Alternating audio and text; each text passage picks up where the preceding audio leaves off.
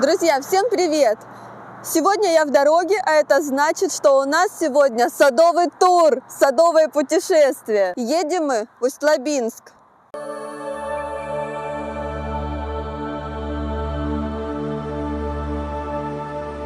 Друзья, ну вот мы и приехали. Мы приехали к интересному человеку, который собирает тоже коллекционный сад, коллекционирует много экзотических растений. Ехали мы в первый раз, и даже навигатор не нужен был. В принципе, уже сразу вот перед двором увидели такой бонсайчик Неваки из туи восточной. Это означало, что мы, в принципе, на месте.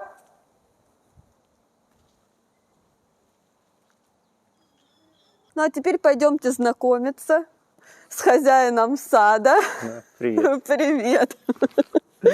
Это Никита. Его много знает уже людей в этих наших садовых кругах, потому что он такой идейный двигатель, тоже всегда находит какое-нибудь интересное растение. Помните, вот последняя магония в саду я показывала вам, Винтерсан, да. Это вот Никита нашел эти магонии. Ну, еще фацию, по-моему, да? Да, фацию мне находил, спайдервеб и зеленую. Ну да. Да, поэтому вот теперь будем знакомить и покажем его тоже удивительный сад. Да, пойдемте. Заходи. Друзья, вот сразу заходишь, и сразу уже, конечно, видно, что здесь все настолько интересное, что хочется стоять и детально все рассматривать.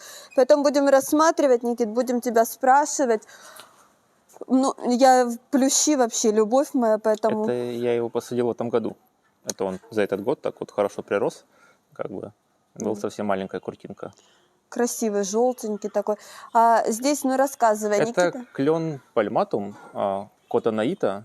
Я его посадил в том году. И вот этот весь прирост, который, вот эта большая ветка, это все прирост этого года. Ну вот я хочу сразу сказать, вот сколько мы общаемся, я уже сразу поняла, что вот это, наверное, твое тотемное растение, да, японский клен, потому что мы там над этими кленами, там с бубном, то ли микроклимат, то ли действительно вот твое растение подходит Вообще тебе. Без проблем растет. Да. Я их постригаю, вот как этот, потому что они, ну вот, больше метра прирос он куда. Ну, конечно. Он очень красивый будет осенью, чуть попозже, когда будет желтые вот эти набирать цвет. И он будет, конечно, красавчик. Я смотрю, внизу криптомерия. Это, да, Йокогама. Ну Йокогама. Как, у тебя же, по-моему, вроде тоже есть. У меня уже нету, у меня она уже... Ну... Уже нету у меня Ну, ладно. Йокогама. Что-то она этим летом закапризничала. Ну, ладно, бог с нею. Расскажи, кипарис, да? Это кипарис обычный, да, пирамидальный. Он у меня здесь растет, наверное, года 4 где-то. Ага. Сажал я его где-то, ну, меньше, ну, метровый где-то примерно, плюс-минус. Второй год он застригается. Ребята приезжают, застригают его, потому что зимой он разваливается из-за снега. Да, снег мокрый. Да, ну, как бы он неплохо выглядит, когда застрижен, и чем-то похож на тотем. Ну да, расскажи, а он вообще были подмерзания какие-то? Как он себя вел? Максимум сантиметров 10 верхушка подмерзала. Чуть-чуть. Да, это когда было минус, наверное, 18. Да. Ну расскажи, вот у тебя здесь такое место, в принципе, оно закрытое, да, получается, от такого сильного сквозняка? Или наоборот, здесь как в трубу? Да, еще с одной стороны, да, как бы закрыто с западной, а вот северной немножко там дом и дует между домами.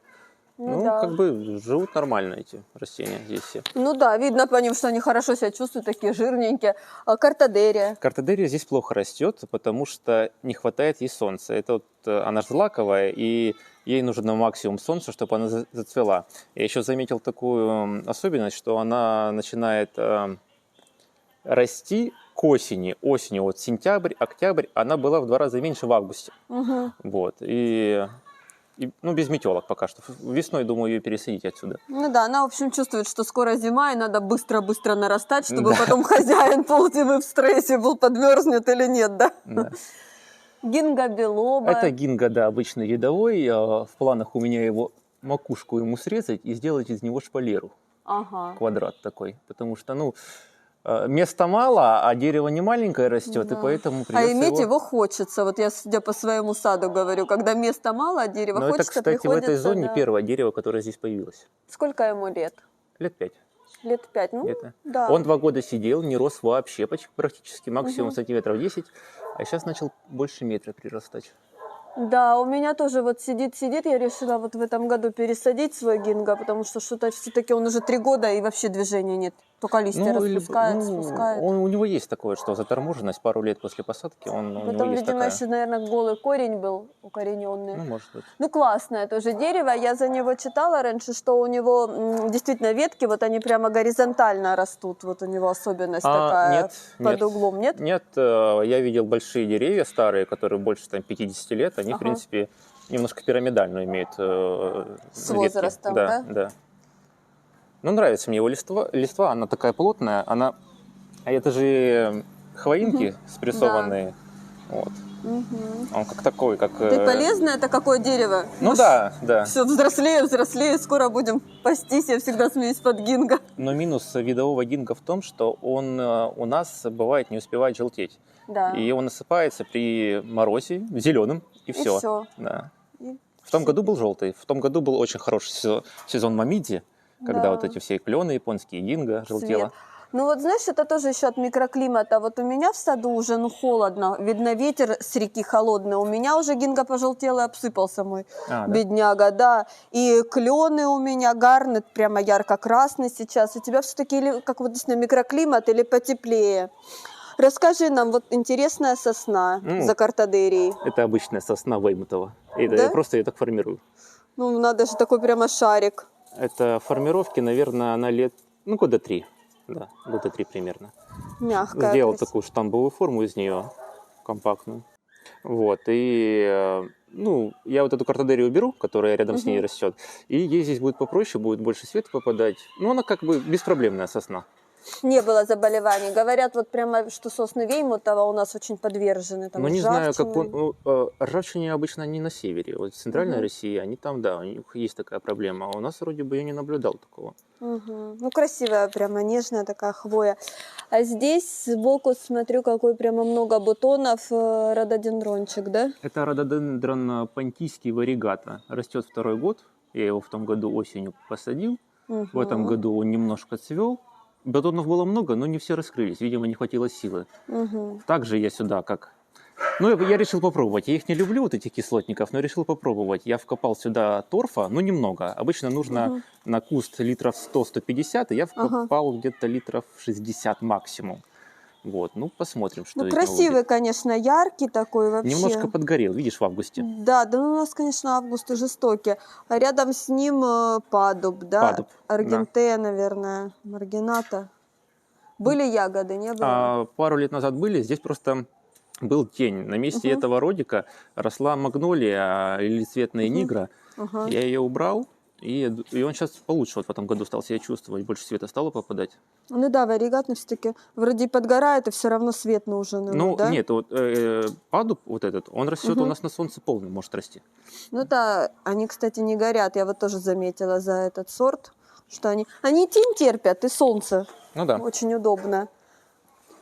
Подходим, конечно, вообще красота. Какие клены японские, просто шикарные. Хаканихлоя снизу, да? 2 вида, да. Вообще красота. Она растет у нас в полутени. На солнце она вроде бы горит как. Ну да, я тоже за нее слышала, что она растет. В зиму уходит, да, остаются корневища. То есть Да, она полностью высыхает, а весной новые повеи. Расскажи нам за этого красивого клена. Это клен пальматум, баттерфляй. Он у меня рос в другом месте, под магнолией, ему там не нравилось. И года 3 назад, в декабре, с голым корнем, я его сюда пересадил. В декабре, да? С ума Да. сойти. А скажи, сколько ему вообще лет? Каким ты его сажал? Я сажал, не знаю, может быть, максимум, что-то вот такое. Вот. Ему много лет, ему лет 6, наверное. Но все равно лет 6, лет 6 уже какие стволы, Да, с учетом, что была пересадка. да. Он принялся беспроблемно, весной нормально стал расти. Он осенью невзрачный, он красивый в июне, да? в мае, да, когда новые листья бывают полностью варигатные. Розовые, да, прямо? Небольшая, да, есть розовинка, видишь, почти Да. варигатность полная. Вижу, красивые. Красивый клен очень. Вообще красиво, когда вот так приезжаешь в чей-то сад, и такие сразу растения, и ты с таким вот захлебом это смотришь. Этот клен часто встречается в продаже у нас, в отличие от других. Ну да, красиво. Но верхушечки все равно, смотри, чуть-чуть, да, наверное, подгорание было. Но это несравнимо, конечно, с тем, что мы чаще всего видим. Поэтому да, бывает видно, полностью да, что клен сгорает. прекрасно себя чувствует. Ну а здесь какая красавица криптомерия. Да, Элеганс виридис, да? да, это криптомерия вторая, которая у меня появилась. Она растет здесь уже 3-й год, но сажал ее сантиметров 40 она. То есть я был удивлен ее темпом роста. Вот, как бы. Ну да, вы представьте себе, то есть посажен был 40-метровый малыш. Ну, действительно, малыш, я просто Ну видела да, их в садовом да. центре. И за 3, да, года? Да, 3 сезона. За 3 сезона это полноценное, красивое растение, но это, конечно, высокое. Ну, наверное, одна из вот тоже самых красивых Мне криптомерий, нравится да. ее вот этот голубой немножко оттенок хвоинок. И она мягкая, в отличие от других. Бывает, что жесткие, допустим, та же Йокогама и этот Динджер, они жесткие. Да, а у нее вот так вот, как кружевная прямо вся. Такой фонтан. Да, фонтаном так растет, вообще классная. Друзья, вот обратите внимание, что хвоепад на криптомериях тоже, конечно, как и на любом другом хвойном. Ну да, да, это как бы не нужно этого пугаться, это нормальные процессы у растений, ну, у хвойных растений.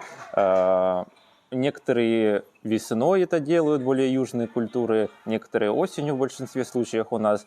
В том году то же самое было, ничего страшного, это все убрал. Вообще эта криптомерия, как бы у нее и есть такая особенность, что у нее ствол-то оголяется внизу. Ну да. Получается такой, как штамп. Ты руками убираешь Да. или продуваешь? Как? Вручную, да, вручную. Тоже все вручную.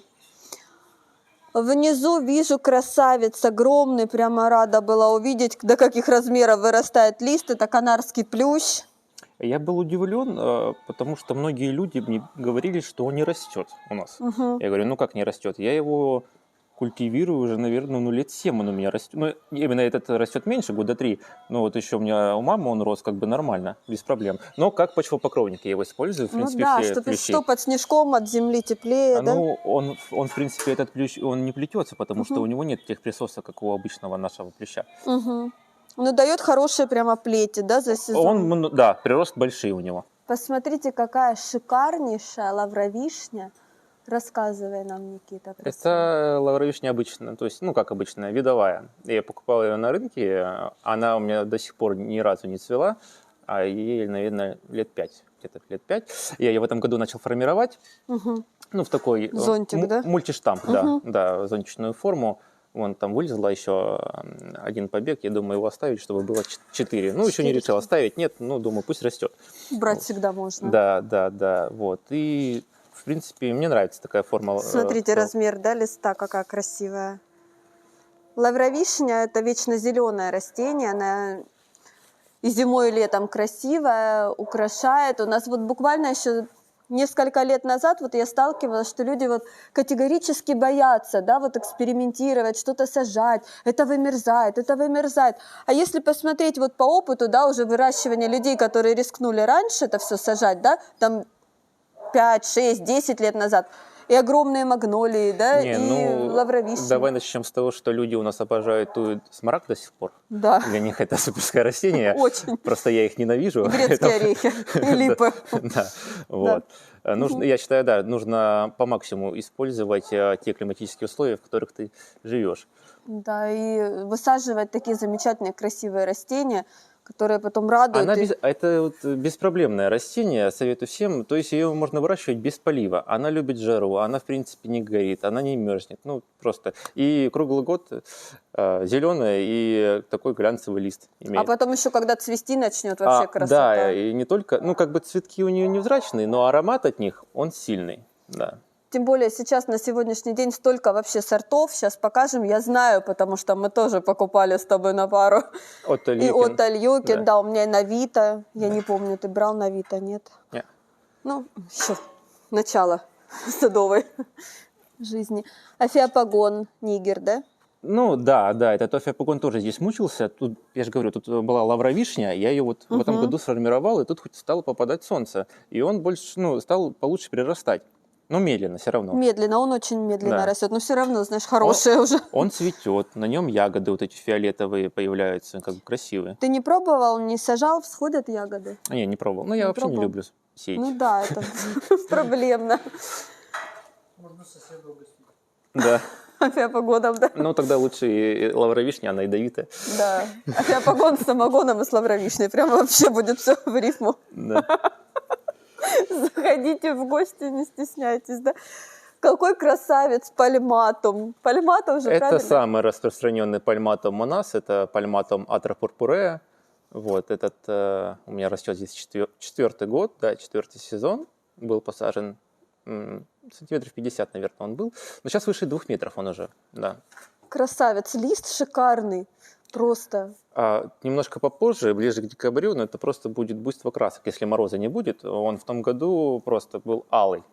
Ну да, ну вот смотрю, все равно верхушка уже чуть-чуть, да, начинает, видимо, где больше Он еще, может. просто понимаешь, он до сих пор растет. Да, Он до сих вижу. пор растет, да, вот. Молодые приросты Да. прямо. Но это ничего страшного, если немножко подмерзает, там буквально сантиметров 5. Загущается. Я смотрю, там уже тоже такие стволы шикарные у него. Ствол, да, там хороший. Красивая кора, конечно, красивая у него, зеленая. Да. Очень мне прямо нравится. Хочу попробовать и свой вырастить, малыш. В этом году я впервые попробовал его размножить. Ну, один получился у меня. Один? Да. Это у меня. Это уже успех, да. Конечно, успех. У меня тоже из метасеквойи, которая снизу, вот один черенок удалось из всех выжить. Но у И меня я их прям- было, правда, штук 50, ну, вот один Ну, выжил. Да, у меня 5, и один выжил, вообще достижение. А вот здесь вот я вижу, такие закрома стоят, да? Такие вот залежи, прямо очень интересные. Потому что я вижу, что здесь ель-кобра, да? Да, еле обыкновенная кобра. Вот обратите внимание, насколько у нее длинная хвоя, прямо шикарная, вот нижняя веточка. И большие приросты. Да, приросты большие. У меня есть тоже змеевидные, я очень люблю все такое необычное. У меня вергата, снейк. Хотела кобру, но пока останавливает, некуда мне ее сажать. Расскажи нам еще, очень интересный бересклет, да? Это у нас Ой, белый White Spire. белый шпиль, да. Да.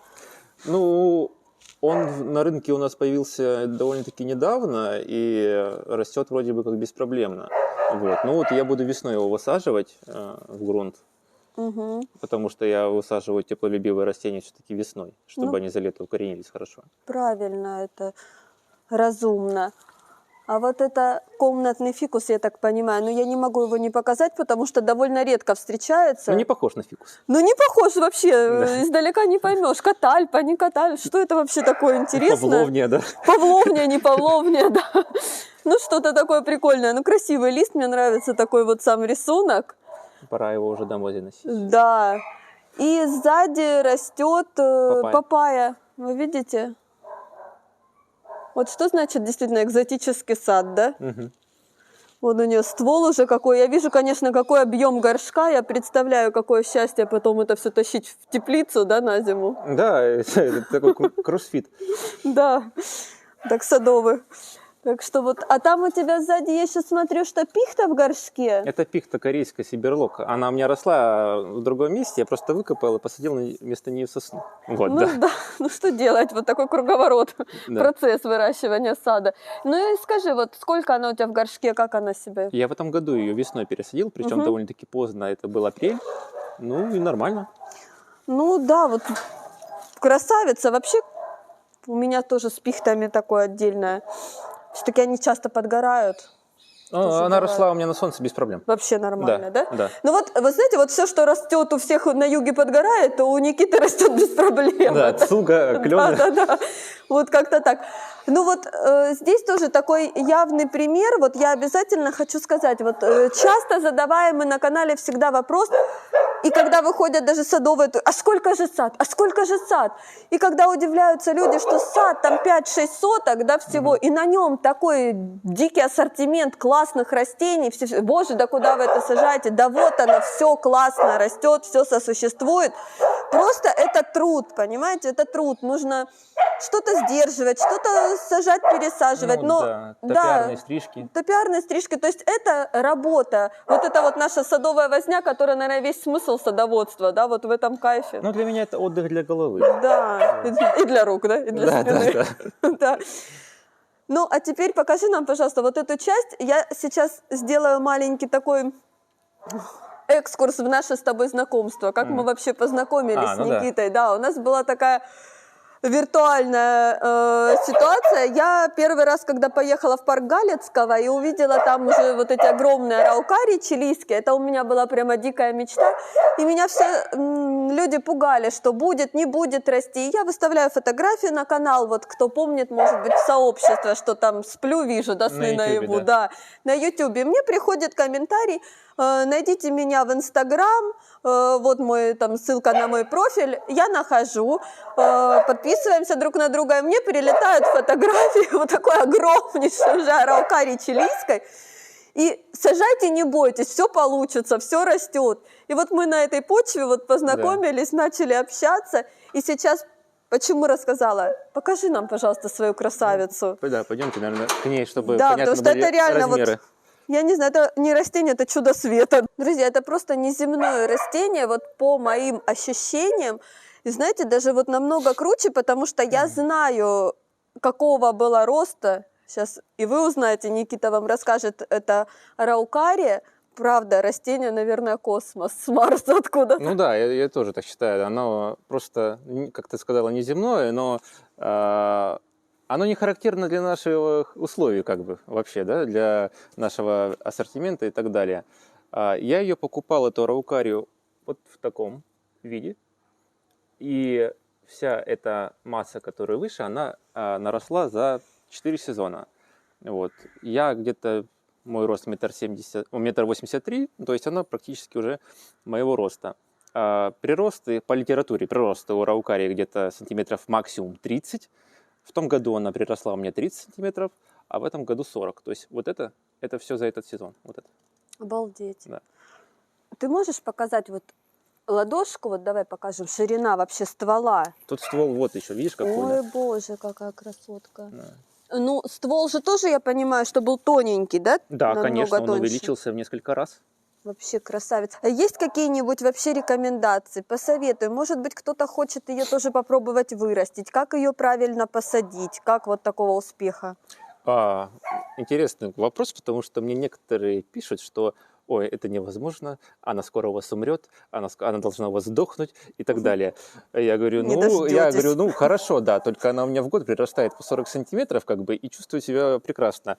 Я ее сажал, как, выкопал яму, небольшой слой дренажа, где-то сантиметра 3-4 отсева, и все. Не подкисляю, то есть обычный наш грунт, чернозем, суглинок, чернозем. Что, даже песочка я не домешал? Нет, ничего. Вы понимаете? Вот так... В местный грунт я ее все закопал, и все, я оставил расти. Лучше рекомендую сажать их весной. Весной, это где-то в март-апрель, ну, чтобы уже не было заморозков. Вот. На солнце. Она любит солнце. У нее вот эти вот ветки, они прям вот здесь солнце с этой стороны, и они прям вот сюда поворачиваются, если видно. Она любитель солнца. Вот. И многие пишут, вот, она из-за жары должна умереть. Ничего подобного. Также она любит влагу. Летом нужно ее хорошо проливать и дождевать. Да, проходить шлангом по ней. Вот, она тоже на это хорошо реагирует. Ну, то есть хороший полив, я что имею под этим в виду? Литров 10 хотя бы нужно поливать под нее. Как часто вообще? Ну, вот. Летом, если сильно жарко, каждый день. Каждый день. Да. Каждый день. Сад это, да, забота, уход. Но я вижу, что под этой красавицей стоит еще. Ты можешь подать мне ее? Да, я Конечно, покажу. могу. Подожди, сейчас. Да, это вторая моя араукария. Да. Я ее купил из-за того, что она двойная. Если двуствольная. Видно, да, двухствольная. Это характерно для араукарии, немногие об этом знают, многоствольность. Даже здесь видно, если посмотреть, еще идут стволы. Вот они. Да, малыши почки. Да. Да. Она как бы, араукария к обрезке относится не очень хорошо, хотя я видел примеры, где в Европе ее обрезали, ну, 2/3 обрезали, и она пошла расти. То есть какие-то спящие почки у нее есть. Вот как здесь мы видим, да? Да, просыпаются прямо и с этой стороны. То есть Да. она, по идее, можно ее вырастить кустом. В теории. Ну, в теории, да. Ну, таким гигантским кустом. Да, в теории. Лесом. И эта араукария мне приехала с Питера. Вообще. Вот, то есть, когда хочется, все равно все найдется. Шишки. Это шишки, да, Ага. замульчированы. Ну и хорошо А, тоже прирастает, да? Кстати, да, еще совет мульчировать. Обязательно мульчировать нужно. Но у тебя еще замульчировано вот этим классным плющом. Вот у меня тоже этот плющ подсажен, тоже в ту зону, где у меня под нутканцем и под кипарисовиком. 3 года Ой, здесь под растет. этим. Вообще класс. Это что ты за 3 года так расплелся, да? Да, да. Ну, красивый. Вот он хорошо прямо сочетается, Вечно да? зеленый. Угу. Кстати, вот рядом с ним, видишь, этот аир. Ничего себе, это такой огромный куст Да. аира. Да. Что-то моему точно не так. Вот такой 3 волоска. Он тоже вечно зеленый, и вот этим он меня как бы, ну, он мне понравился. Ой, этим. ну классно, вообще очень сочетается. И рядом еще один клен. Расскажи нам за этого красавчика. Клен эмеральд. Я думал дисектум, я его купил на рынке, но Ага. потом узнал, что это эмеральд. Эмеральд Лейс? Да. Мгм. Вот, он уже начинает приобретать осеннюю окраску, понемножку уже начинает бурить. Хотя Да, это из зеленых, вот, да? Это же зеленый клен. весной и летом он зеленый. Видишь, Да. какие приросты Да, у него да, зеленые? да. Я выращиваю такой. Он, кстати, очень неприхотливый, быстро растет, просто, наверное, не Я убиваемый. его да? постригал за год раз 5. Обалдеть, и он все равно дает Вот такие. это все я оставил это для того, чтобы попробовать его черенкануть весной. Ага. Я вот это все обрежу, так попробую. То есть ты его, получается, шаром? Да, да, что-то типа того. А это, вот, ага. это то, что ты благодаря тебе приобрел. Да, это альбиция, амбрелла. Амбрелла, да. Да, Весной пойдет в грунт. в грунт, да. В грунт, у меня тоже в горшочке. А здесь таксодиумы, Это обычные видовые таксодиумы, да. да, болотные кипарисы. Один вот и ко мне приехал, тогда ты закупал, Да. и на берегу у меня тоже растет. Красивый вот характерный осенний цвет у таксодиума. Он даже не рыжий, он как красный, да, прям красивый оттенок. Да, такой терракотовый, Да, очень. Это листопадное хвойный. реликтовое тоже растение, которое потом вырастет в гигантскую красивую кипарисовую рощу. Да, с каудексом. Да, вот этим вот. да, будет здорово. Никита, у тебя там что, Green Pearl? Нет, это Йокогама. Йокогама? Да, она. Но у тебя такой нет, У меня и той уже нет. да, я ее в Армавире покупал, случайно нашел. Она вообще, да, другая смотрится. Даже, кстати, не знаю, Ну, на Green кстати, ее Pearl вроде бы похожа. характеристика, что она прям становится очень оранжевой зимой. Да? Зимой, да. Если ей, наверное, очень плохо, да? Нет, если на солнце. Если на солнце. Да. Но это все равно защита же у них, Да, у хвойных. Я сейчас покажу, там одна криптомерия уже начинает береть. Да? А вот смотрю, у тебя саза здесь. Это псевдосаза. Покупал как сазу курильскую, но Ага. это курильская саза должна быть там, ну, небольшой, метр примерно. Да-да-да. Это псевдосаза японская, она выше 2 метров уже, да.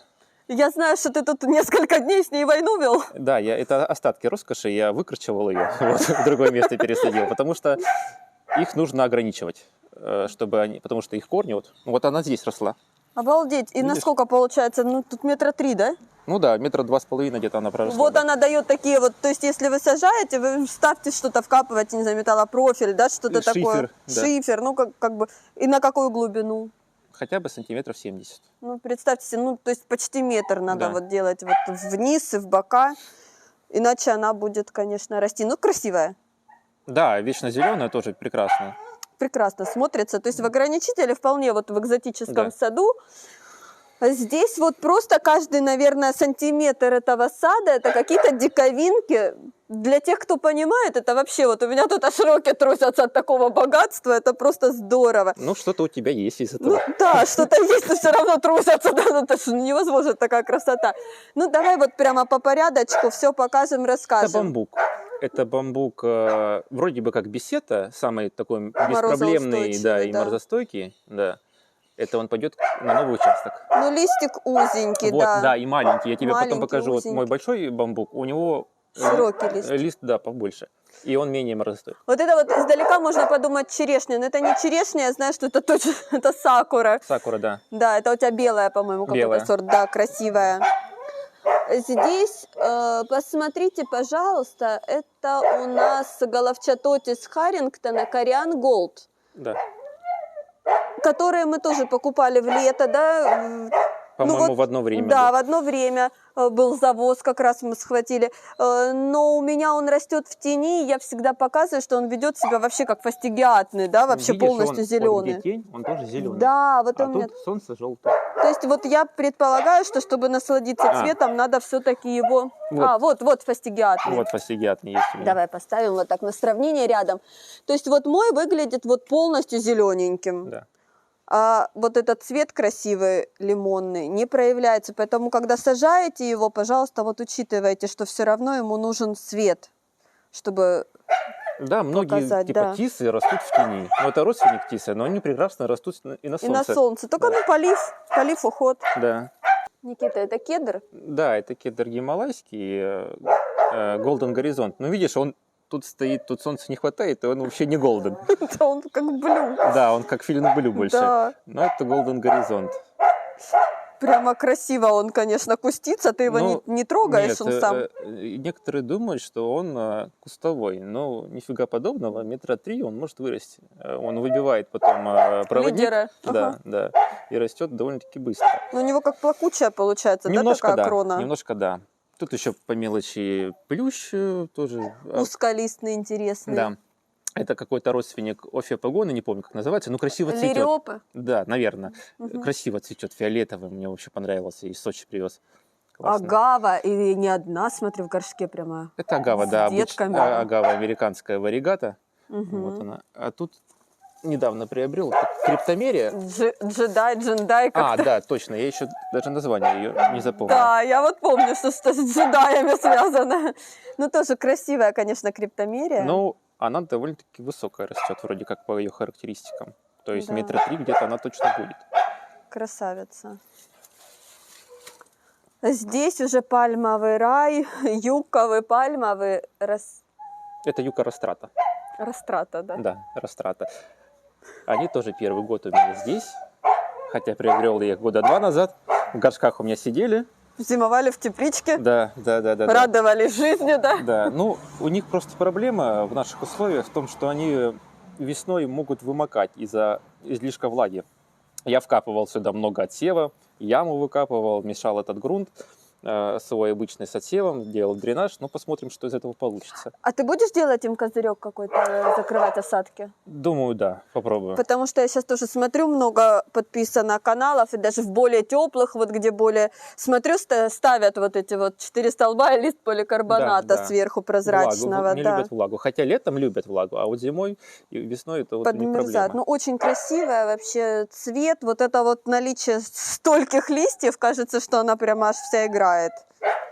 Но они вроде бы как, я их покупал под одним названием, но выглядят они немножко отличаются между собой. У этой немножко шире лист, и я думаю, возможно, это все-таки, может быть, регида юка. Ну, Но время да, покажет. видно, конечно, внешне видно, что немножко отличаются. Но обе красивые. Цвет причем одинаковая, форма, да, немножко разная.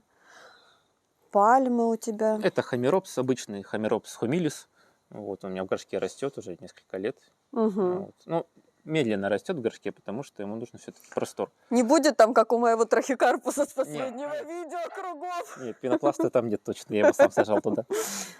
Между, смотрю, кедр красивый. Ливанский, тот был гималайский. В принципе, они похожи, но и Ну, они и это родственники. пушистей намного. На бите, да. Да, он прям бите. шарик. Но вот тоже весной пойдет. Вот Сортовой, да, какой-то? Конечно, они все на прививке, да. Вот здесь сорт где-то написан, вот он. Написано. Да. Вот. Ну, тут дальше по мелочи трахикарпус, обычный, самый простой, форчуна. Это вот эта псевдосаза японская, которая вон она. Вот она, да, и сзади в грунте она. Да. Высокая, прям высокая. Да, высокая. Ну, красивый лист, крупный, все равно красивая. Если сад позволяет, мне кажется, очень даже хороший Ну да, тропический акцент. Фатиния, Пинк Криспи, да. Пинк Криспи. В прошлом году моя фатиния тоже попала, потому что Никита часто проезжает в садовые центры, что-то всегда находит, особенно по акциям, скидывает информацию. И вот их было 3, мы забрали. Кристина, да? Ты, Да. я забрали вот такие красавицы. Ну, шикарная. Листва, да, такая мраморная. Листва шикарная, да, мраморная, почки заложила цветочные, хорошие приросты. Красивый сорт. Это вот тоже как твое недавнее приобретение. Little Gem. Да, Little Jim. Который ты купил как? 24 белов. И Да. заплатил как за 24 Да. белов. Я купил ее как 24 белов, как самый морозостойкий сорт магнолии грандифлоры. А на деле оказалось, что это пересорт, и мне попался один из самых менее морозостойких сортов грандифлоры. Но она в этом году цвела у меня, вот она шишка. Да. Вот. То есть оказался Little Gem. А как Да. вот, ну, понял, по опушению, да, ствола, цвету? Саша с Армавира приезжал, у которого она уже давно растет, и он мне сказал, что, скорее всего, это не 24 белов. Вот А и... все-таки Little Gem, да? Но я потом посмотрел тоже видео, как они выглядят. И Ну, пришел- похоже, да, на Little Gem, конечно. Похоже, что-то есть. Ну, знаешь, я бы все равно еще надежду не покидала. Ну, да, пусть. Вдруг все-таки 20... А вот малышки, да? Это сеянцы магнолии майкопской, знаменитой, которые... Драконис. Ну, да. Это сеянцы, где-то я покупал, что-то мне подарили. У них нет опушения, Вообще да? нет, да. Вообще. Вот и у Да. меня одна растет без опушения. То есть вообще другой вариант. Ну, тоже красиво. Но зато я был в майкопе и видел эту магнолию, то есть она размером почти 5 этажей. Огромная. Да, и растет, и цветет без проблем там. И уже сколько ей же там лет, да? Да. Сколько она зим перенесла, Да. которые были более холодные зимы. Да. Лара Петалум. Лара Петалум, да. Я вот думаю, его как раз таки вот весной высадить вот в эту Вот зону. красиво будет очень, да. Я тоже свой высадила, но я весной высадила, оставлю зимовать, попробую, как он будет. Ну да, посмотрим на Ну, твой говорили мне, что он кислотник, я ему кислила. Но у меня там и магнолия растет, и я все там им сделала такую общую кашу, малашу кислую. Многоплодник какой шикарный. Да, недавно приобрел его в августе. В Сочи ездил. Да, я знаю даже по этому контейнеру, где ты его приобрел. Да, весной тоже пойдет в грунт, в открытый. Да, они быстро растут. Я приобрела весной маленький, наверное, 10 сантиметров, а он у меня уже метр. Ну, кстати, советуют, если ты вот будешь высаживать в грунт, осенью он начинает расти. И осенью, когда уже вот ты видишь по погоде, что уже будут минусы конкретные, да, идти, нужно обрезать. Обрезать его. Обрезать, да. Молодой прирост. Да, это будет стимулировать и спящие почки, он будет загущаться, и он не будет подмерзать.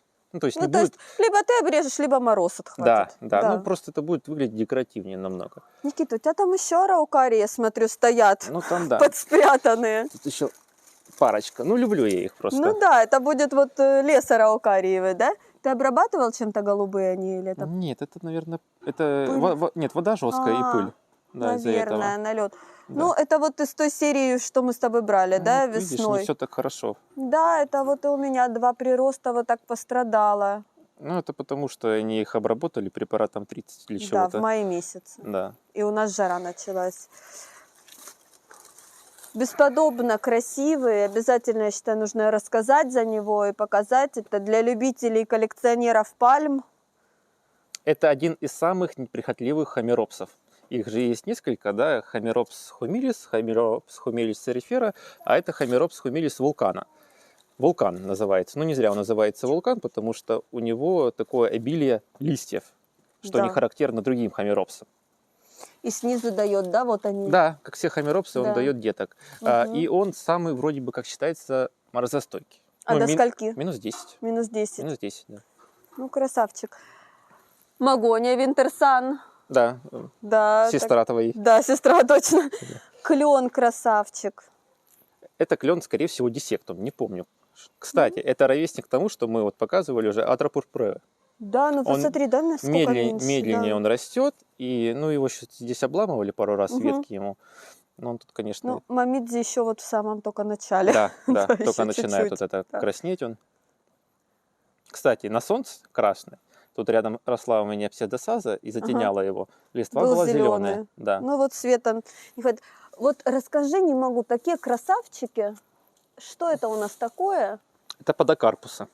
Такие Ну, интересные Родственники сортовые, того, да? что мы сейчас показывали. Да, только сортовые. Да, ну я не знаю, это их только вот приобрел на этой неделе. Угу. Буду пробовать, что и как получится. Ну, давно их хотел, и тут не Шоколадный повезло. красавчик, да? Да. Краснолистный, потому что шоколадный. Да. Он, по идее, весь сезон должен цвет Да, сохранять. да. Ну, видишь, как картинки Да, вроде красивые. показаны. Ну, да, когда находим новые растения, мы чаще не можем найти даже информацию, приходится либо тестировать, либо... Да, разная Да. информация в интернете, потому что некоторые пишут минус 24 держит, некоторые минус 18, другие минус 12. Мгм. Так что будем Ну, интересно, пробовать. колоцедрус, да? Да, аурея варигата. Все-таки раздобыл. Это, кстати, наш местного производства, российского. Ага. Это не Европа, это вот люди занимаются прививкой. Да, видно, что он на прививочке. Да, А на что его привили, как ты думаешь? на обычный колоцедрус. На обычный. Да, видовой. сделали. Я спрашивал, Ага. да. Красота. Сзади за Никитой кипарис аризонский, Мгм. который в этом году получил, да, жесткую видишь? стрижку. Да. Да. То есть у потому него что- были ветки метр, точно, Да. где-то. И он тут немножко затенял араукарию. Все-таки Конечно, араукария да. в этой зоне, она самое важное растение, Да, а поэтому- остальное уже как это... И ствол какой, боже мой, Да, какой ты шикарный ствол. Смотри, какой. Мы тоже выращиваем кипарис аризонский, который покупали как фастигиатная форма. Но я смотрю, что у тебя тоже ветки, в принципе, под углом, да, растут? Да. То есть, Ну, может быть, и А фастигиатный? немножко они шли в горизонт, потому что еще снег был. Да, отгибал их. разваливала его. Вот я второй купил. Ага, и Точно. вот, да, вот у него характерная, да, особенность, вот эти вот Да, выстреливающие. да. Это я буду сажать на другом участке, и мне нравится его форма, не застриженная. Он будет Мгм. у меня там расти в свободной форме. А вот это что? Это тоже он. Только это из Сочи сеянный. А вообще разные? Вообще разные, да. Вообще полностью разные, это даже Ну, на можжевельник Но похож. со временем у него вроде бы такая форма появляется. Ну, как вот, ну, Да. как водоросли. Да, ну это, видимо, сеянный, это, видимо, Вот черенковый. мы их сейчас тут трогаем, такой запах стоит. Они вообще, конечно, очень ароматные, у него душистые смолы. Поэтому вот, наверное, если выращивать его, надо пробовать его, наверное, сразу, да, загущать. Да, не давать ему. И просто мне его что-то было жалко, а в этом году Ну да, он подвергся такой обрезке. Он растет здесь у меня 3-й год. ну да. Покупал я его, ну, таким, где-то, то есть метр, Очень быстро полтора метра где-то. растущая хвойная. Да. Мы тоже столкнулись с его великолепным ростом, но я его снизу защипываю, вот где я достаю, а верхушку в этом году буду стричь. Вот я тоже слышала по срокам обрезки, да, его, получается, надо застричь осенью, чтобы он так снегом не разломался и не пустился в рост Я его обрезал, наверное, в августе. в августе. Ну, видишь, он уже немножко подрос. Ну да, пыльнички заложил. Да. А были шишки в этом году? Были, но они обрезались. Ну, все сошли. Да. Сзади у тебя растет гринтауэр, да? Это да, Сосна. да. Черная гринтауэр. Купал малышкой совсем, сантиметров 20 была. Красивая тоже сосна фастигиатная. А это элеганс просто, Я да? покупал ее как элеганс, да. И Криптомерия. она буреет, она прям конкретно буреет, уже немножко даже начинается от солнечной стороны, там уже видно небольшое потемнение. Давай расскажем людям, чем элеганс от элеганс виридис, да, отличается. Виридис не коричневеет. Ну, по моему наблюдению, вроде бы да. Элеганс виридис ни разу у меня не коричневела, а это да. А элеганс, получается, коричневеет на зиму, меняет. Да, она очень похожа как бы по структуре хвоинок. Да, и росту. Да. Я смотрю, здесь еще в этой зоне у тебя растут еще в горшках магнолии, да? Мгм, да. Это Расскажи. магнолия галисианенсис нано, а Мгм. за ней магнолия грандифлора пурпан. Пурпан. Да. Ну, да, у нас схожий ассортимент. Бедняжки стоят еще в горшках, но весной пойдут в открытый грунт. Да. Хотел показать еще вот эту сосну. Один раз она мне попадалась вообще в продаже. Это сосна мелкоцветковая Иона. Вот, посмотрите, то есть она очень мягкая и мелкая иголочка, мелкий такой прирост. Приросты, да, у нее небольшие. И она, по-моему, она уже была в шишках. Ага, То есть привитое растение, они начинают раньше шишковать, чем сеянные. да. Красивая сосна, красивый цвет. Прямо у нее как темно-темно-сизые такие иглы Мгм. попадаются. Лотосы. Это не лотосы. А Это так нимфеи. нимфея. Да. Ой, я что уже все. Ну, как лилии некоторые называют Мгм. ее в простонародье. Это нимфея, как она, ванвиза. Вы видите? Но это не успеют они уже в этом году расцвести, потому что уже холодно. Но вот у нее такая особенность, что у нее цветок бывает желтый в крапинку, бывает чисто желтый, бывает оранжевый. То есть такое Мгм. нестабильное цветение у нее. Красивая. Вот как бы Атмосферно так смотрится, вот, да, в этом видишь, горшке. контейнерное озеленение водными растениями. Без проблем. Долил воды, 2 раза в неделю удобрения внес, и И все. все прекрасно. Расскажи мне, ты горшки как-то готовишь вообще? Как ты? Да, я сначала, первый мой опыт был, я просто их дырку силиконом Заклеил? замазал, да, и налил. Но Мгм. потом я понял, что влага попадает в керамику, и керамики начинает немножко трескаться. Ага. Вот. Потом я, значит, прокрасил внутреннюю часть горшка краской резиновой. Она используется для кровли. Кровли, Да, в наверное, 3, что. по-моему, слоя Ага. покрасил, и все прекрасно. И у Ща- тебя горшок здесь зимует? Нет, я убираю его, потому что может промерзнуть нимфея. Ну да. Хотя у меня у знакомых они растут в горшках и нормально. Но они Промерзают. пластиковых, да. Ага. Сливаю их и убираю. Весной обратно ставлю, и все. Мгм. Нимфею убираю либо в пруд, ну, в пруд в основном убираю. И там она и зимует. Да. Ну, очень атмосферно смотрится. Здесь я смотрю тоже статуэтка Будды. Мгм.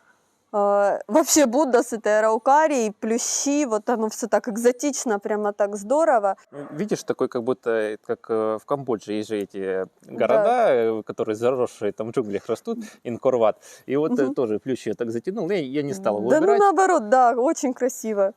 А что это у тебя вот здесь выстрижено уже? Там тоже в контейнер вкопанный, там Ага, вода. вода. Это пантадерия. А, Пантадерия, я просто ее срезал, потому что она закрывала араукарию. уже все, да. Да, и она все равно, она пропадает зимой, а весной опять растет. То есть здесь остается. Да, зимует прекрасно и Так же в цветет. воде лед берется, да? Да, если мороз? цветет она прикольно такими синими соцветиями, метелками.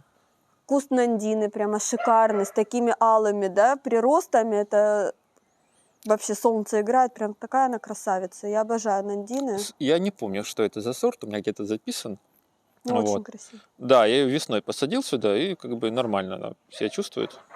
Прикольно. Вообще такая прям, ну, экзотическая группа, прям здорово так смотрится. Вообще обалденно. Что тут у тебя? Варигатный мискантус, да? Шикарный. Это мискантус варигата, он мне не нравится, я его весной отсюда поберу.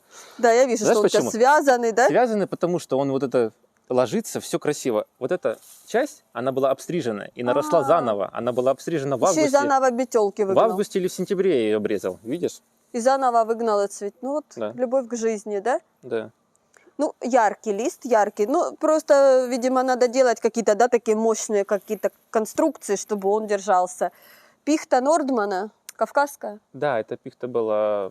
Мама привезла мне ее из Лаганак, по-моему, где-то там, в Адыгее. Мгм. Она была сантиметров 40. Вот, прижилась. Красивая пихта. И в самом дальнем углу я вижу, что растет там Отталь Юкин на штамбе. Да, штамбовая форма. Да. Красавицы. Лавровишни красивые.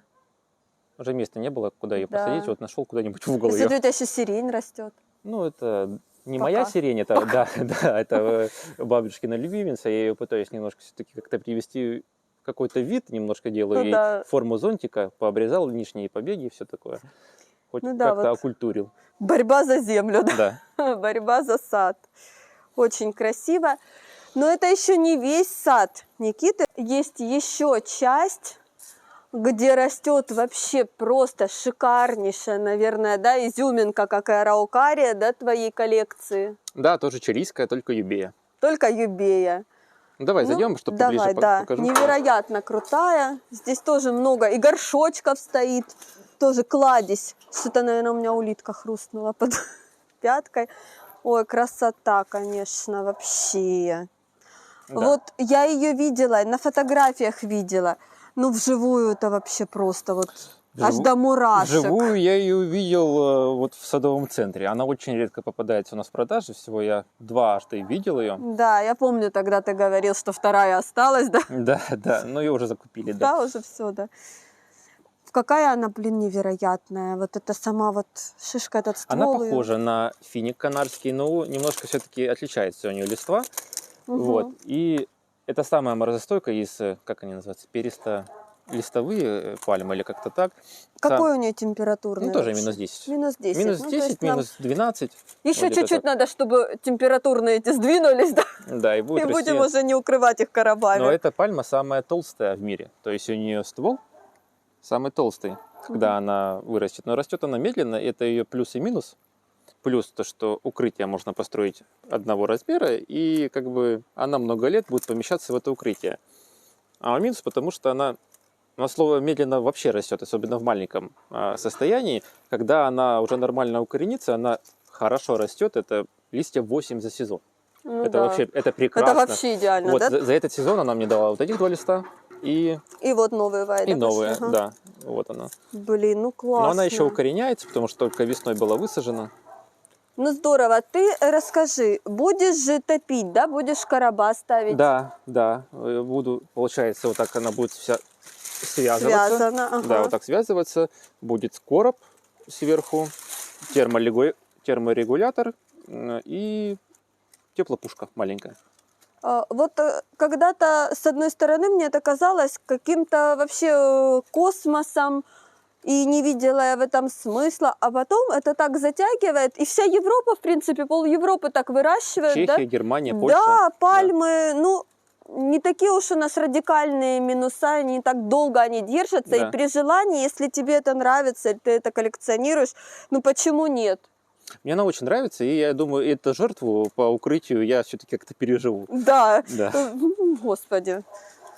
Я думаю, это за моей спиной, сбоку, да, даже не за спиной, растет пиния. Пинус пиния, да, сосна Да. итальянская пиния. Шикарная. Она на штамбе, да, сформированная уже, ну, как бы оголенный ствол. Да, Но она ну, от корня или она привитая? она не привита, это и собственно. Это ее собственная форма. То есть, потому что у меня я выращиваю маленькая сейчас, она дает уже хорошие приросты. Посмотрите, вот если... Мы недавно гуляли в парке Галицкого, и я делала сообщения, выставляла в телеграм-канале, какие они красивые, когда уже большие, они еще там так подсвечены. Но там верхушка где-то, вот посмотрите на эту красоту, это не передать словами, размер игл.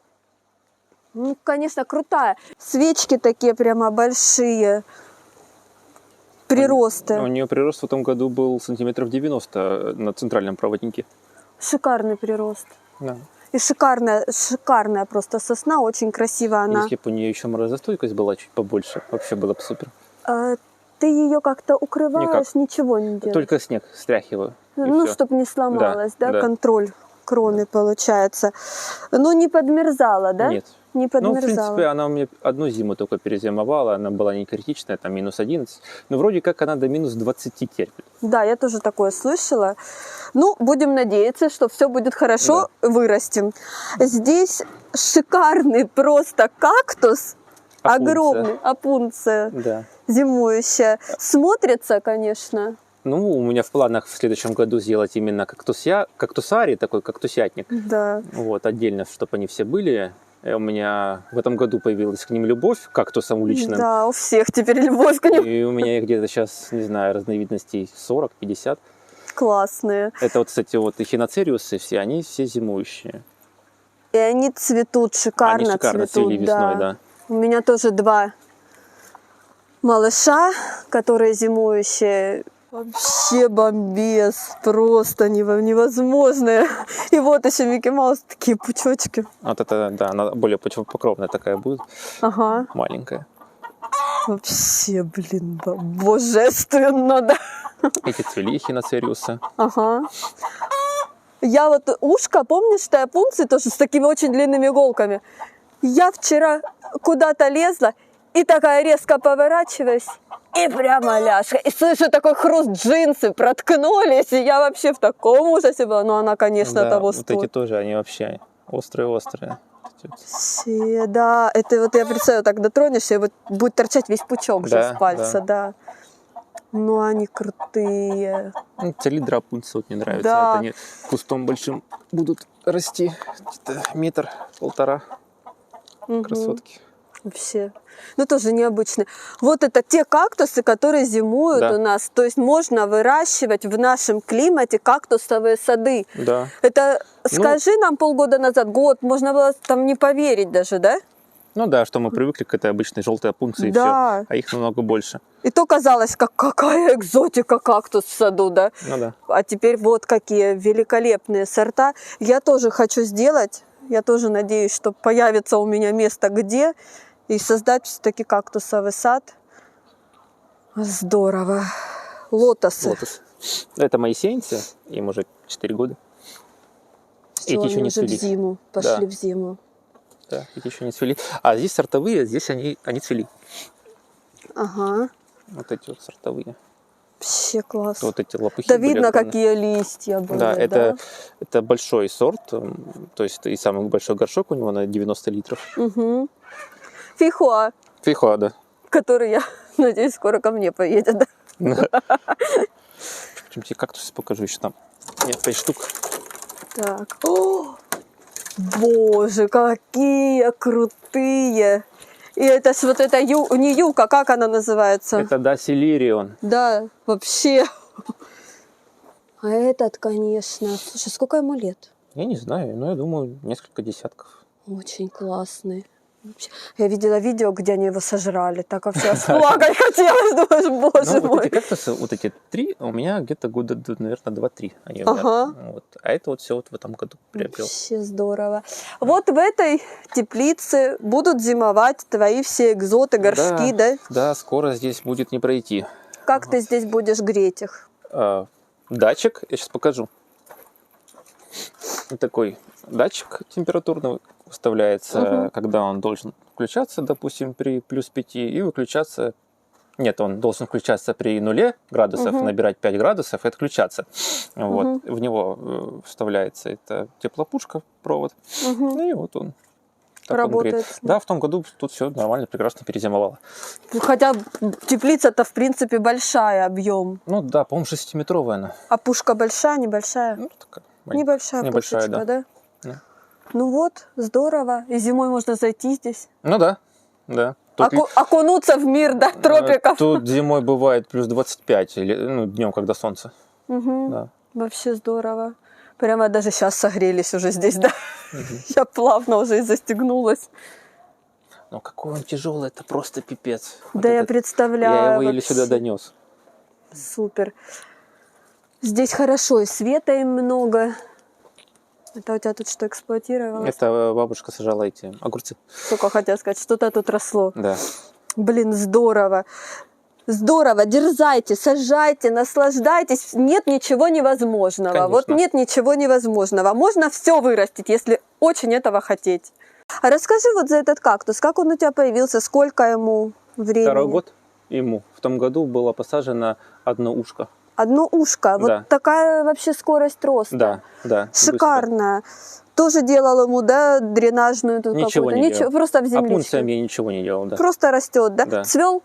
Нет. Нет. Ничего Не не цвел. Ну, предположительно, будет желтым цвести. Он эта на опунция. зиму ложится, не ложится, как он себя ведет? Да, ложится, Ложится. но не прям, чтобы к земле. Ну, чуть-чуть так, да? Да. Здесь еще снизу малышка, я смотрю, шарик такой, это сосна. Ой, это редкость-редкостная такая, да? Это ж вот, которая крестатная сосна, да? Да, это сосна Тумберка Оги, которая имеет вот эту вот крестатность. В том году Да. я приобрел малышку. Черненькая такая, прям темненькая, насыщенный цвет. Ну да, это как жемчужинки такие вот, которые... Да, редкая и дорогущая была, потому что она стоила почти столько же, сколько и Пиния. пиния, да. Ну вот на это штамбе. хочу и все. Да. Рядом шикарная сосна, Это сосна Веймутова Ниагара Фолпс, очень красивая. которая имеет такую каскадную форму. Мгм. И, ну, почему и называется Ниагара, да, в честь водопада Ниагара. Да. Она была весной пересажена, она росла вот на месте этой пальмы, юбея. Да, Ну, и прижилась как бы Ну, я, нормально. да, вот так что делать, меняю местами. И, конечно, можно оценить, что сейчас у нас осень-то на дворе, по вот этому пожару красок пироканты. Красивая очень пироканта. Здесь посажено 6 кустов и 3 сорта Угу. разных. Яркая, конечно, очень. В то, что я хочу из нее сделать, это закрыть забор. Вот. И я ее немножко подстригаю, чтобы ты понимала, ей 2 года. Обалдеть. Я сажал ее сантиметров под 25-30. Вообще. Да. Очень быстро растет. И вот сзади, за пирокантой, просто невероятно смотрится. Это обыкновенный Хорцман можжевельник, да? Я правильно Да, его можжевельник Хорцмана. распознала? Он растет у меня тоже здесь 2-й год. В принципе, эта зона вообще ей 2 года, этой зоне. Вообще Чтоб вы здорово. понимали, Как да. она смотрится, конечно, тропически. Он был копанный, я его покупал комом. И вот нормально он прижился. И в этом году, кстати, хорошие уже приросты стал давать. Вообще здоровенный красавчик этот можжевельник. Так, сейчас Аккуратно, аккуратно, кактусы. аккуратно, я вижу. И Green Pearl. Да, Вот теперь она, да. да, теперь она, это Cryptomeria Green Pearl. Она росла у меня вот на месте, где ты только что показывала сосну Тунберга. Да. Она там горела. И я ее пересадил в теневую зону. Плющ красивый снизу. Да, вот летом посадил его. И так уже прирос, Да, обалдеть. да. Вот это темп. Ну и, конечно, здесь вот просто жемчужинки фации. Это просто вообще обалденные растения, которые у тебя уже зимовали. Да, они у меня уже второй год. Spiderweb. Да, Spiderweb. Она, здесь их 3 в кусте было. Прошлой осенью один куст приморозился, потому что он еще рос, а уже был -5. Ага. Он приморозился, весной отгнила верхушка, и он дал 7 или 8 боковых веток. И в этом году зацвел.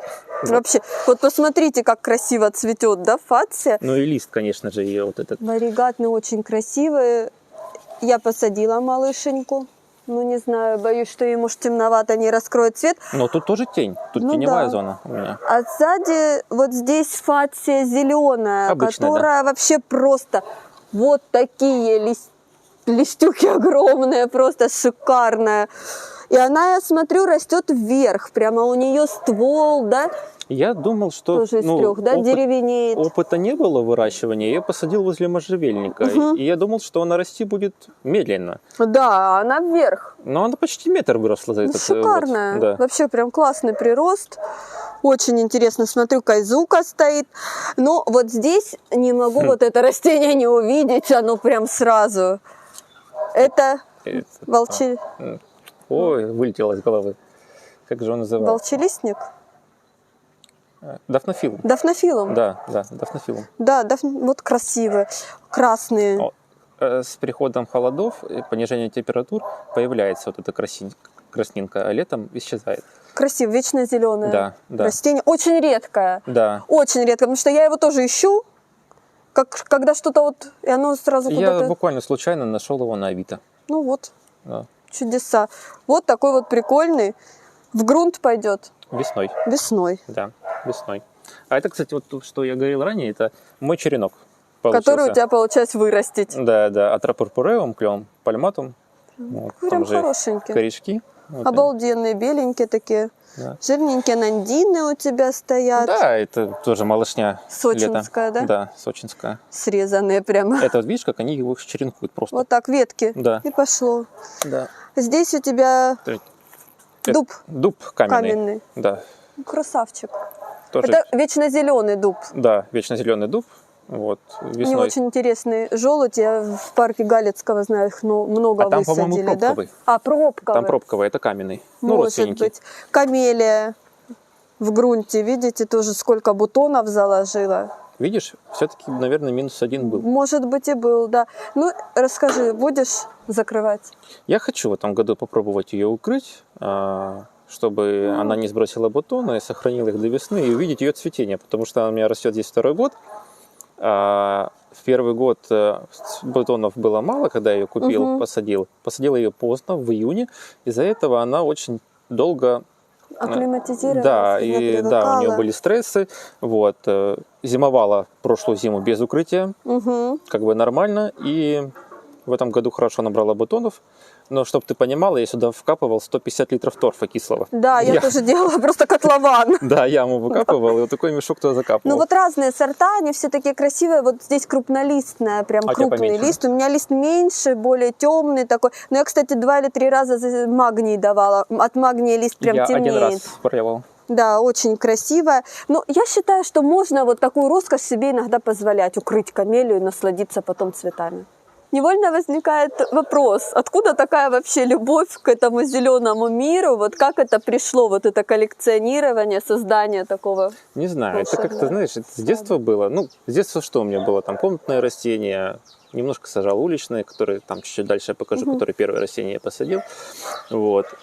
И потом все, такая тишина возникла, я больше начал заниматься рыбками, вот, аквариумистикой и прудовым делом. Вот. А А потом почему-то так, бац, может быть, Галицкий повлиял. Я Да, даже- вот я тоже, да, он, конечно, внес свой Да, вклад. я когда приехал первый раз в парк, я увидел араукарий, и я захотел себе араукарию. До этого я видел в Крыму, она меня не впечатлила. Мгм. Я в тот же год ее нашел и вот посадил. Ну и, в принципе, ассортимент у меня схож с парком Галицкого. Да, у Любей, нас у всех он как бы схож. любей чилийский, да, вот оливка растет в кашпо. Да. И как-то вот это все пошло и поехало. Сейчас вот на первый план все-таки у меня растения. Поэтому, видимо, мой пост тебе откликнулся, да, как вот мой крик во вселенную «хочу араукарию», да? Ну, многие у меня интересовались, я как бы консультировал их, потому Да. что информации на русскоязычных ресурсах довольно-таки мало. Да вообще вот я столкнулась, что мало информации и про климатические зоны, и про эти растения. Мне кажется, Галицкий, конечно, внес настолько вклад вообще в озеленение Краснодарского края. У нас даже садовые центры начали возить этот ассортимент как-то. Его же и не было да, раньше. Да, а в Фатине, Да. вот эти вот массы он высаживал в Фатине, и их сейчас полно у нас. Конечно, ну как бы вот спасибо в этом плане, прям поклон ему, да, что вот такой вклад. Ну, вернемся к нашим чудо-растениям. Магония, смотрю, прицветниковая, софт карес. Мы покупали ее тоже одновременно. Шикарная красавица, цветет сейчас. Но у меня видишь, уже немножко отцвела, позже, да? чем у тебя. Да. У тебя уже цвела. Ну, знаешь, у меня-то она как стрессанула, аж гриль на нее перевернула, разломала ее вообще вот так на две части. Я думала, вообще ей конец. Я там ее слезами промывала, склеивала. Смотрю, красавица криптомерия серама. Я бы не сказал, что она красавица. Не, но все равно она как бы как красавица. Это единственная криптомерия из тех 12, которые у меня есть, которая Хлорозит. и хлорозит, и видишь уже вот эти вот сегменты у нее. Ну, я выстригаю, у меня тоже такое происходит. Я сначала испугалась, а потом приноровилась, как бы смена вот этих. Ну, мне кажется, это и у креста-то снизу я обрезала такие. Но я кое-где. проливал ее магнием, конечно, один раз, по-моему, может быть, этого мало, но почему-то она Ну, у хлорозит. меня тоже хлорозит. У меня пол хлорозит, пол нормально куста. Ну, ничего. Климат все равно Ну, да. приспосабливается. Ну да. Кто это стрекочет? Воробьи. Они в бамбуке там зависают. Что там вообще какая прелесть, лес. Да. А вон они даже видно. Тут прямо, конечно, тропические джунгли, бамбук придает колорита участку. Здорово смотрится. Да, в этом году он выстрелил метров 6. Хорошо стрельнул. Да. Очень. Здесь красавица оливка. Которая зимовала у меня 1 год в грунте. И подмерзла, да? Пережила минус 18, да. Минус 8. Это вообще Она, получается, здесь можно посмотреть. был штамп. Был штамп, была шапка. Ага. И я что-то по своей глупости купил ее осенью и посадил в грунт. Ну, Сразу. что-то, да, я даже как-то не задумываясь, посадил ее в грунт. Бахнула минус 18 весной, короче, у нее вот эта вот вся эта высохла Вымерзла. крона, Ага. плюс еще потрескался немножко ствол. И я думаю, ну что делать, я уже камелию купил, она у меня на Ага. этом месте росла. Вот, я ее выдернул, поставил в горшок, думаю, ну, может Да. быть, отойдет. Ага. Ну и вот, видишь, отошла. Отошла-то хорошо, что она была выращенная на штамбе. Да. Было откуда почкам Нет, просыпаться. даже если без штампа, все равно. А, Это неубиваемое растение, и она и от корня все равно дает поросль.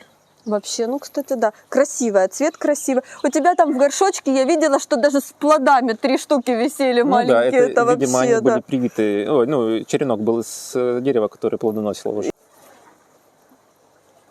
Такой тропический угол. Это стрелица Николая. Она у меня тоже Обалдеть. пару лет, давно я ее хотел, купил в лето, вот. Такие хорошие довольно-таки стволы. Прошлую зиму она мне зимовала в теплице при плюс 2, а до этого в доме заносил, ну, попробовал в теплице, прекрасно она переносит до 0, даже минус 5, я думаю, она перенесет. Вот, в этом году я ее пересадил в горшок побольше, она росла в этом горшке, в котором оливка растет. И вот она дала за сезон 2 детки. Вообще шикарно. Лист, конечно, какой огромный. Огромная. Вообще. Потому что здесь есть регида, Ага. стрелица. Вот, у меня их парочка. Видишь, какая разница в листе? Да, вообще. А у этой прям красный здесь. Это вот из-за понижения температур такое вот у нее. Да, вообще красавица. Вот ждут цветения от одной и от другой. Еще не цвели. Они цветут обычно лет в 6-7. Вообще. Здесь тоже. Вот каждый угол это красота. Кедр. Атласский. Кедр атласский А вот Глаука, а дальше не знаю, потому что думаю, что, скорее всего, какой-то сорт, который немножко пендала, потому что, посмотри, видишь? Да, вниз растут. Да. Смотрю, пыльники, да? В этом году появились, да. Вообще красота какая. Цвет невероятный, очень красивый рост. Под кедром черемен. Да, кипарисовик тупой. Очень красиво растет. Вообще бесподобно. Я думал, что он растет медленно, но он растет сантиметров по 15 в год. То есть Вообще здорово. не так уж и медленно. Ну и красиво, конечно, очень интересно. Черемен — это ж ткань, да? А он такой, напоминает мне коралл чем-то. Да. Такой. Очень красиво. Криптомерия японская Рассен. Покупали одновременно. Вижу, у тебя красавица. Я думала, моя быстро растет. Ну ты точно друид какой-то, вообще великолепнейшая, огромная. На солнце, да? На солнце, да, на полном солнце она растет.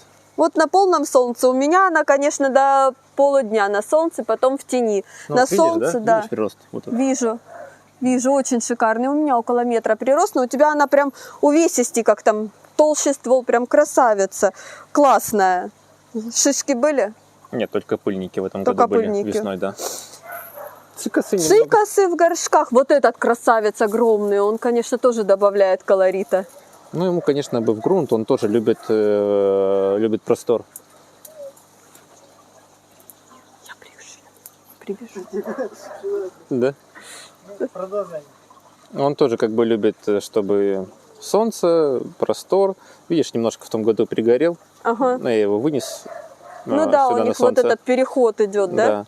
Тут сосна еще спряталась, но я ее буду пересаживать в следующем году. Вижу, голубая, красивая. Это шверина. Шверина. Да, Витхорст, по-моему. Хорст. Да, Я называется. знаю, у них шишки такие красивые. А они где-то здесь были, шишки. Вот сейчас тебе покажу. О, ну да, вот я же говорю, у них красивые шишки. Прям прикольные, мягкие. А это бамбук мой. Блин, бамбуку сколько? Ну, лет 9, наверное. Лет 9. Да. Или 9 примерно. Блин, классно. Сажал вот таким. Вот такая веточка была. Такусенькая. Да, он уже к соседям, кстати, ушел, но они его там постригают. Они сказали спасибо Да. за такую красоту. Ну, метров 6 он у меня вот вырастает где-то. В позапрошлом году, после минус 18, он насыпался полностью. Полностью был лысый. Да, это вот за 2 года он вырос. Ну, видишь, ну выживает все равно. Когда, Все привыкает. когда сильная корневая, ему проще. Да, Да, когда он долго выжить. уже пророс. Да. Вообще здоровски смотрится. Держи, на новогодний декор еще пойдет. Да. Ну что, пойдем еще в другую часть сада? Да, чуть-чуть дальше там. Да. Растений, конечно, много, и даже, наверное, не все охватываем, но покажем хоть самые интересные такие. Вот я смотрю, это Каскад Фоллс, да, таксодиум? Да. Ну вот тоже мы вместе брали этот ассортимент, у нас какие-то диковинки появляются, и все коллекционеры, конечно, сразу их быстренько прихватывают. Красивые, начинает тоже бронзоветь. Нужно, конечно, его В грунт, высаживать. да, потому что это у него корни очень мощные, он уже может даже и под прирос у тебя. Здесь я смотрю крестата, я увидела, вот она стоит. Да, я ее весной хватанул, потому Да. что непонятно было, что с поставками будет. Да, мы весной, конечно, хватали все, Да. выхапывали все, что было. Вот с этой стороны видно бамбуковую рощу. Прямо. Их тут 2. Этот новый у меня бамбук, 2 года растет. Это Вивакс. У него, видишь, ствол. С полоской. Да, и он Вообще желтый ствол красивый, с да. полоской. И он растет довольно-таки быстро и высоко. То есть метров до 12 вроде бы он. Здорово. Растет. Здесь звук воды, Да, там прудик. здесь прудик. Здесь вижу неваки, бонсай такой, да? Ну, я бы сказал, популярная форма. Да. Из можжевельника китайского стрикта. Это вот наверное, первое растение, которое я посадил. Он был сантиметров 20 примерно. Угу. А вот ему, наверное, лет 14. Вообще огромный. Сколько лет формируешь? 2-й год. 2 года, да. 2-й год, и уже он так послушно отзывается, да? Ну, первая стрижка была, конечно, ужасная. Я знаю, они всегда Да, стоят. ну, начинает обрастать нормально. Здесь еще один пальматум. Это, вот я не знаю, это был, по-моему, первый мой пальматум. Я его покупал на рынке без сорта. Зелененький, да? Зеленый, знаешь почему? Не хватает солнца. Солнце. Да, и он не так меняет цвет осенью, как те, которые находятся больше на солнце. Да. А Здесь. Это любимый мой пальматум. А ну-ка, Шишигашира. красивые. Я думал, что он медленно растет, но вот видишь, как бы тоже... Но он решил по-другому. Ну, за год Да. тоже сантиметров 60-50 он прирос. Вообще классный. Но он отличается от других вот своим вот, листом. Он Такой, вот да, как гофрированный, интересный. и он жесткий. И красивый, красивый. Осенью красный, да? О, нет, ты что, он как светофор. И желтый, и красный, Ой, и это оранжевый. Да, он вообще Блин, классный. вообще здорово. А это О, этот парень тоже я покупал его без сорта, но, скорее всего, это кацура, может быть. А может, не кацура. вот уже некоторые покажем людям. Вот он уже входит, да, в сезон Мгм. цвета. Но я думаю, его отсюда Здесь. пересадить и посадить вместо него подокарпус, многоплодник. Да? А мне кажется, хорошо тут. Ну, я думаю, Ну, в Не общем, хочу. да, хозяин, барин. Тут я иногда сажаю, потом пересаживаю. Иногда вообще в 50 сантиметрах вообще война идет туда-сюда, туда-сюда. а эта ель, кстати, тоже формированная, тоже 2 года. И потому что вот все они близко посажены, и нужно было что-то решать. Либо Да. убирать ее, либо что-то с ней делать. И вот мы нашли такое решение, что сделать из нее такой вот грибочек.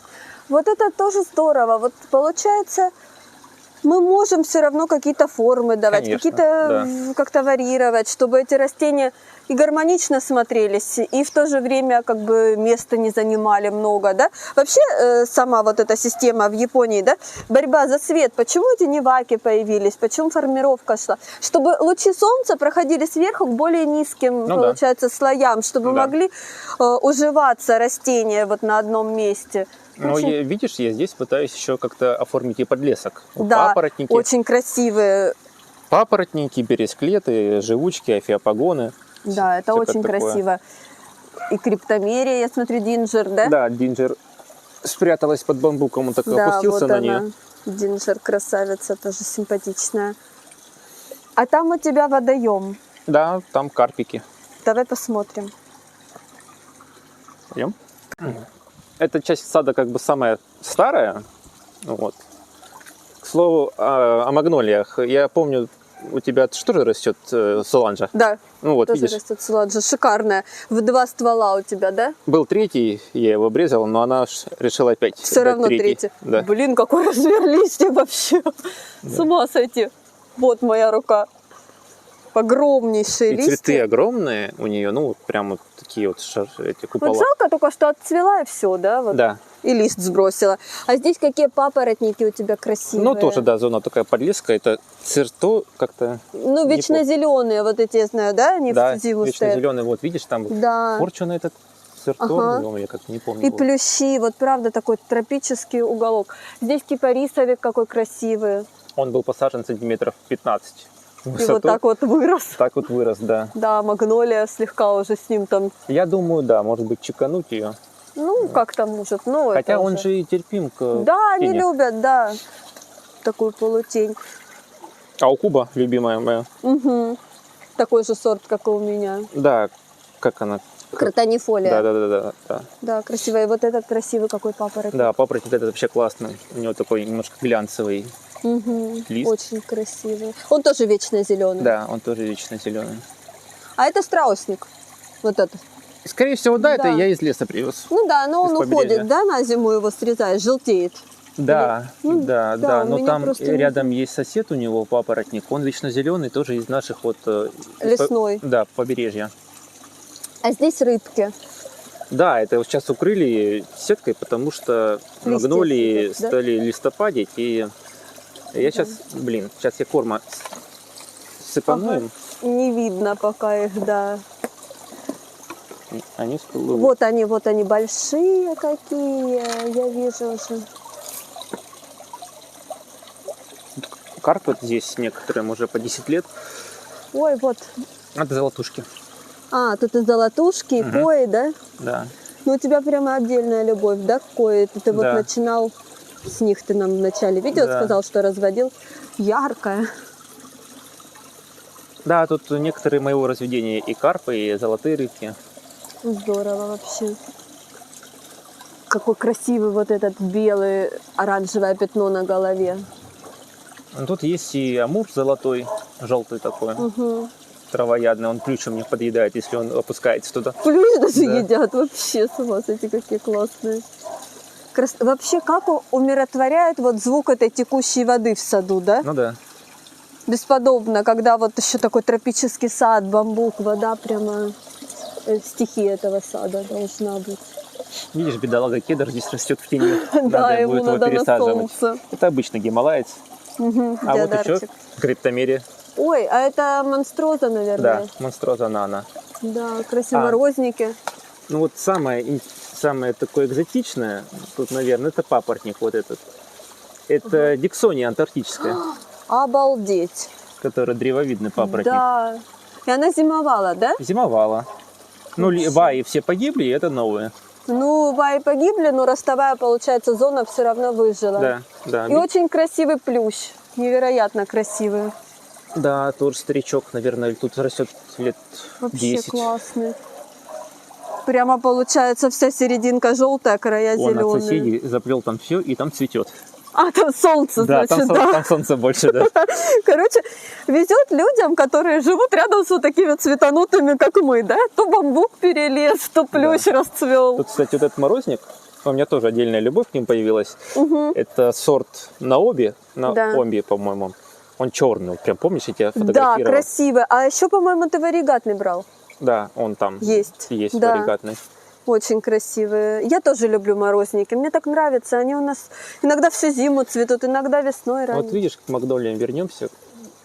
Листопадец. Это Листопадец. Я просто вот осенью я убираю, не знаю, мешков 5, наверное, листьев с нее. Вот это и я вот. Я буквально даже позавчера стою, смотрю на свою еще молодую суланжу. Думаю, может быть, еще пока не поздно ее все-таки куда-то вглубь отсадить в партерной зоне. Ну, подцвела красиво, а потом сыпется и сыпется.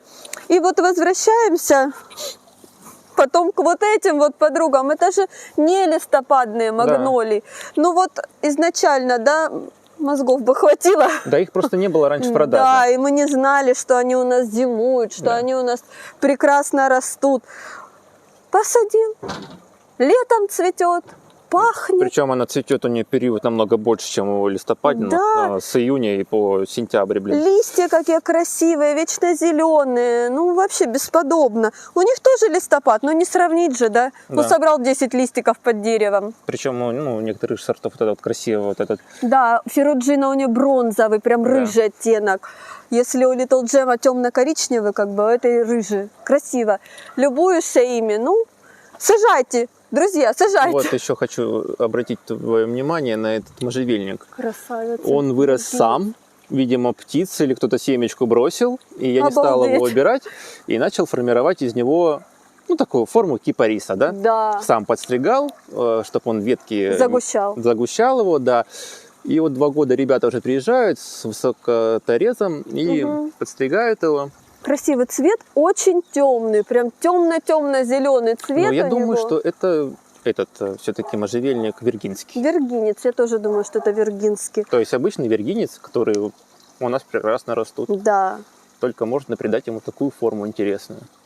Будем нюхать. Виргинцы пахнут Да. или нет? Это мы уже китайцев в прошлом видео понюхали. Кстати, вижу, много цветочных почек, да, заложила. Плюс этой магнолии в том, что она самая позднецветущая среди суланж. И возвратными заморозками не бьется бутона. Да, а у меня вот, ты знаешь, во-первых, рано цветет, все равно подмерзают бутоны. И в этом году ни один не заложила. Я Да не ты знаю, что? вообще ни один бутон. Прямо всеми этими показывает. Пересади, посади туда вечно зеленую. Не знаю. Ну, либо у тебя будет такой монстр. Да, либо будет такой монстр на весь мой сад. Ну, Ей посмотрим. лет, наверное, тоже 12. Тоже красивый, конечно, и лист красивый, ну, листопадная, коротко цветущая. Ну, сколько, 2-3 недели мы любовь, Да, всей до да, свидания. максимум 2, наверное. И все. Вот такая у нас классная прогулка получилась, да? Да. По твоему экзотическому саду. Да, в планах у меня все-таки как-то развиваться в больших масштабах. Вот. И вот эти растения, которые вы видели ранее в горшках, это все я покупаю для нового участка, для новый сад. И там уже будет где есть разгуляться. Да, это здорово, это вообще классно. Вот сад это процесс, вот как мы Ну да. всегда говорим. Процесс создавайте, наслаждайтесь вашими садами, пусть они приносят удовольствие. Да, любите растения, любите этот мир. Вот. Растения все-таки приносят нам счастье, умиротворение и радость. Да, и делают наш мир краше. Да. Никита, а совет начинающим? Совет не бояться пробовать, потому что на пробах и ошибках появляется опыт, и этот опыт потом воплощается в те растения прекрасные, которых ты любуешься, и они дают тебе отдых эмоциональный от этой всей городской суеты, вот, так что занимайтесь, любите, вот, всего вам хорошего, да, успехов. Вот познакомили вас с таким классным человеком, который вырастил такой классный сад, и еще вырастет, мы уверены, еще приедем потом и на новом участке вам покажем эту всю красоту. Так что не забывайте ставить лайк, пишите нам комментарии, сажайте, радуйтесь. И до встречи в саду, друзья!